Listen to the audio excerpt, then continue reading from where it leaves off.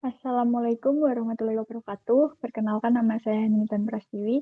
Saya berasal dari Universitas 11 Maret, Program Studi Sastra Indonesia Angkatan 2019. Di sini saya akan memaparkan mengenai artikel yang telah saya buat yang berjudul Kitab Obat-obatan dan Azimat yang dikaji melalui studi antropologi dan etnomedis. Tradisi meracik atau meramu obat herba tradisional telah dikenali oleh nenek moyang yang mendiami kawasan Nusantara ratusan tahun lalu.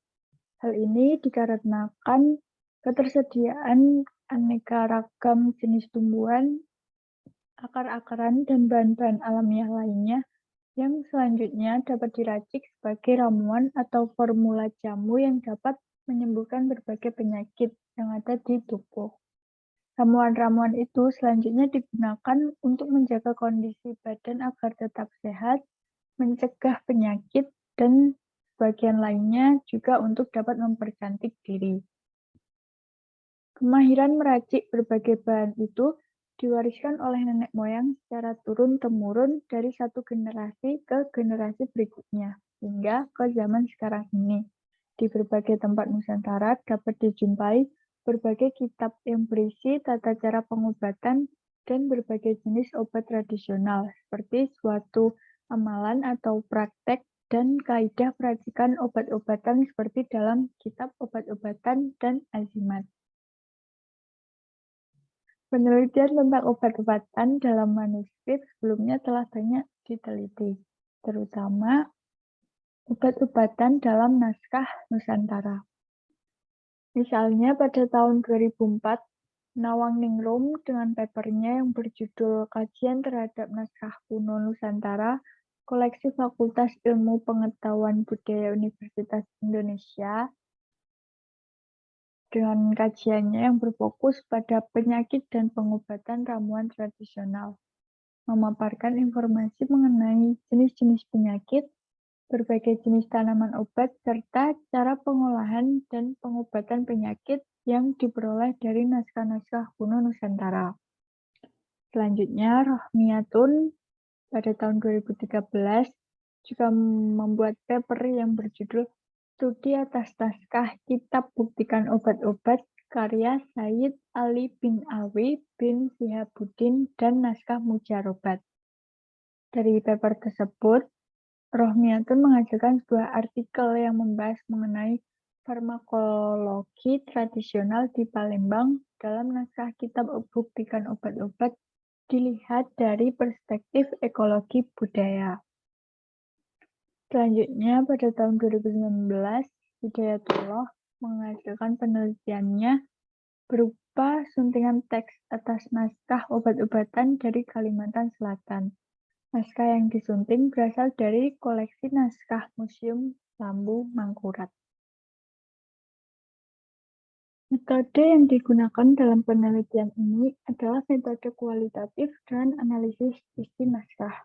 Metode ini digunakan untuk mengetahui keberagaman konsep mengenai pengobatan. Kemudian penelitian ini dilakukan dengan studi pustaka.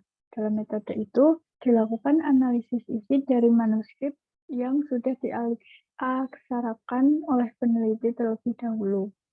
Adapun untuk mendapatkan hasil edit yang baik dan benar digunakan metode kritis. Kemudian data akan ditelaah dan dikaji. Selanjutnya hasil teks yang telah diedit dianalisis menggunakan pendekatan antropologi kesehatan dan etnomedis. Sumber data dalam penelitian ini berupa data primer dan data sekunder. Data primer yang digunakan berupa naskah obat-obatan Melayu berjudul Kitab Obat-obat dan Azimat koleksi British Library, sedangkan data sekunder dengan menggunakan buku, jurnal, artikel, dan lain-lain yang berkaitan dengan penelitian ini. Kemudian, hasil dan pembahasan yang diperoleh, yang pertama, naskah perobatan Melayu yang berjudul Kitab Obat-obatan dan Azimat ini merupakan salah satu koleksi British Library. Setelah melakukan pencarian melalui beberapa sumber-sumber lain, diyakini bahwa naskah ini disalin dari naskah Tama atau sama, yaitu Tabib Kerajaan untuk Kesultanan Pontianak pada 17 Mei tahun 1813 dan merupakan salah satu naskah tertua yang masih ada dari akhir abad ke-18 atau awal abad ke-19. Kitab ini berisi tentang praktek perobatan tabib Kerajaan Kesultanan Pontianak, Kalimantan Barat di Pulau Kalimantan. Kemudian hasil penelitian juga menemukan bahwa terdapat 51 komplikasi atau kondisi kesehatan yang disebutkan di dalamnya, baik penyakit fisik yang mengganggu sistem tubuh tertentu maupun penyakit non-fisik seperti yang menyangkut gangguan emosi. Selain itu, ada 18 resep yang menggunakan satu bahan, 85 resep yang menggunakan lebih dari satu campuran bahan, dan 28 resep yang melibatkan unsur spiritual. Kebanyakan resep juga disertai dengan kaidah medis seperti asupan melalui diet, mengoleskan obat langsung ke tubuh, dan bahkan disertai dengan bacaan-bacaan tertentu.